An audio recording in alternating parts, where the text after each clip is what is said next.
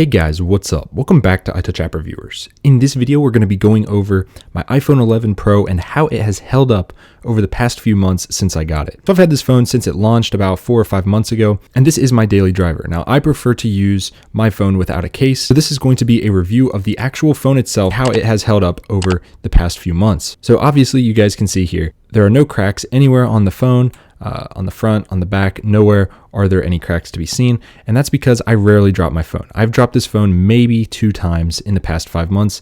And most of the time it's like 1 foot onto carpet, if that. So I'm very careful with my phone. I'm very responsible. So if you're not like that, of course, get a case. I also do not use a screen protector on this. And I'm going to talk about a couple products that I have over here to the side in a little bit. But first, I want to talk about the back. So the back, as you guys can see here, is absolutely flawless. There's literally not one thing wrong with this, no scratches. Even if you do this, everything wipes right off. I could mark this as flawless. Does it get fingerprints? A little bit, but not really. You can't really see anything with the space gray color. Up here, you can see a little bit, so I can try to mark it up a little. But again, there's not a whole lot that you're going to be able to see. And if you do see anything, grab a microfiber and it's gone. Now, another thing that everyone always asks is how about the sides? How are those holding up with scrapes and scratches and everything just from the day-to-day wear? And honestly, if I, wipe this down a little bit here, you guys can see there are no scratches. I have literally no scratches along the entire side. And honestly, my iPhone 10 had more scratches than this along the edges. And that phone was actually the silver one, which I thought would have less scratches. Now, it turns out that if you get the space gray model, the coating that they put on this stainless steel actually helps protect it against scratches. So yeah, you might see some fingerprints here, which I can buff out. But once I do that, you're not going to see any scratches in this metal. Now, I'm very careful with my phone. Like I said, no permanent scratches there. Now for the screen, there are actually some scratches. So first of all, this is one of the products that I just started trying. I actually heard about it a long time ago, but I'm giving it a shot now. It's on Amazon. I'll drop a link down below. I'm also going to try a couple other brands to see if they're as good. So I'm not going to do this over this area, but I'm just going to spray it once. And then I'm going to grab, you guys can see there's a little bit on there if it focuses. So you guys can see the little water droplets. Got some on my hand. And I'm just going to wipe it down like this. Stuff is anti-static and it just cleans your devices pretty well from what I've seen. So I'm pretty happy with that. I'm going to try to zoom in here and show you guys the scratches. There's one up here somewhere. Kind of hard to see, so obviously it's not that big of a deal. But this iPhone 11 glass is actually a little bit more prone to scratches than previous ones. And some might ask, well, why is that? Why would Apple go in reverse?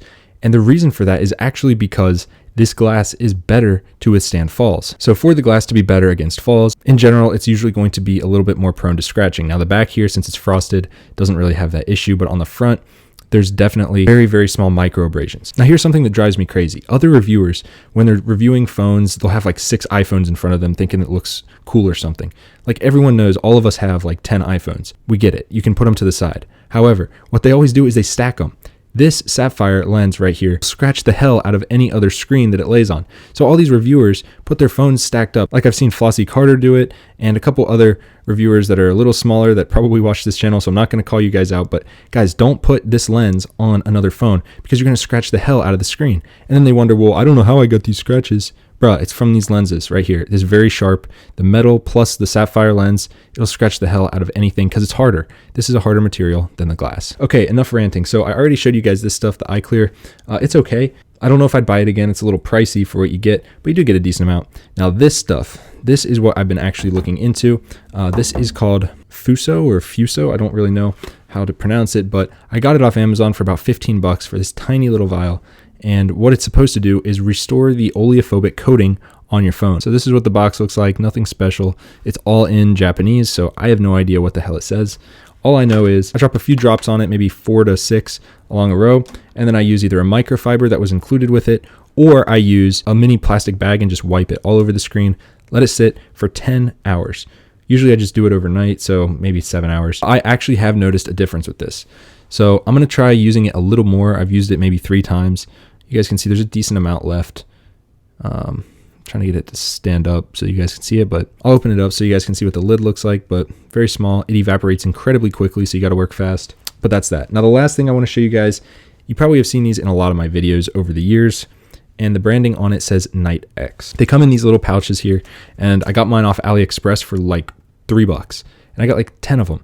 And I haven't had to buy more, but I think I will, just so I always have them. If you use like 1 a year on your phone, you're fine, but I have obviously different setups, and I give them to people when they need them. These are literally the best microfiber cloths I've ever used. I will link these down below if I can find them again. They're super cheap, but they are literally the softest and best microfibers you can use, and they clean the phone so well. So look right here, you guys can see all this.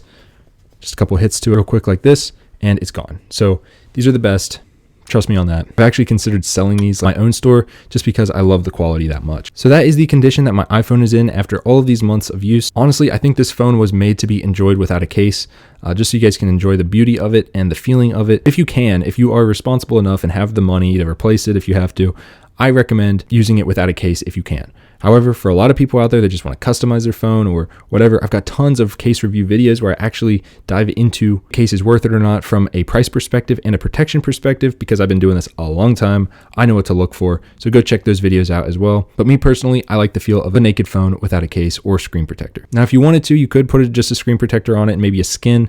That would give you a little bit of protection. I think having a screen protector, when you have to swipe down here, it just ruins the feeling of the phone. So I prefer this. Let me know your guys' thoughts down below in the comments. I'm going to set these here so you guys can see them one last time. I do have some other videos coming up pretty soon. Pretty cool app review if you like to learn languages coming up soon. So definitely stay tuned for that. But that's all I got for this video, guys. If you liked it, hit it with a big thumbs up and subscribe, and I will see you guys in the next one. Peace.